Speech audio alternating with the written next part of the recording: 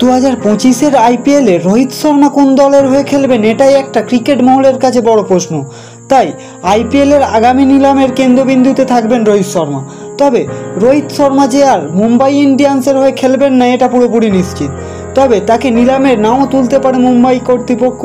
রোহিতকে ছেড়ে দেওয়ার সিদ্ধান্ত প্রায় নিয়েই ফেলেছে মুম্বাই ইন্ডিয়ান্স। তবে তাকে নিলামে তুলতে চাইছে না তারা। গত বছর যে পদ্ধতিতে হার্দিক পান্ডিয়াকে তারা গুজরাট টাইটানের থেকে নিয়েছিল, সেই পদ্ধতিতে যদি অন্য কোনো ফ্র্যাঞ্চাইজি রোহিতকে নিতে চায় তারা বিক্রি করতে প্রস্তুত। গত মরশুমেই রোহিতকে সরিয়ে দিয়ে হার্দিককে অধিনায়ক করেছিল মুম্বাই। তারপর থেকে মুম্বাইয়ের সঙ্গে ক্রমশ দূরত্ব বেড়েছিল রোহিতের। গত বছর আইপিএলে দেখা গিয়েছিল দুই পক্ষের তিক্ত সম্পর্ক।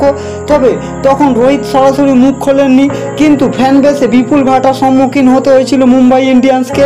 প্রাক্তন ক্রিকেটার আকাশ চোপড়া বলেছেন রোহিত মুম্বাইয়ে থাকবে কিনা এটাই এখন সবচেয়ে বড় প্রশ্ন।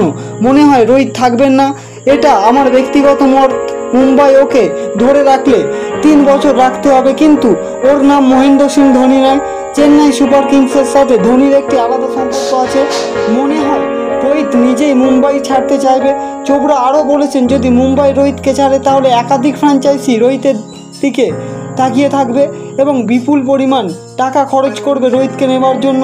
যদি ভিডিওটি ভালো লাগে একটি লাইক দেবেন এবং ক্রিকেটের সকল ধরনের আপডেটস পেতে এবং সবার আগে আপডেটস পেতে চ্যানেলটিকে সাবস্ক্রাইব করুন।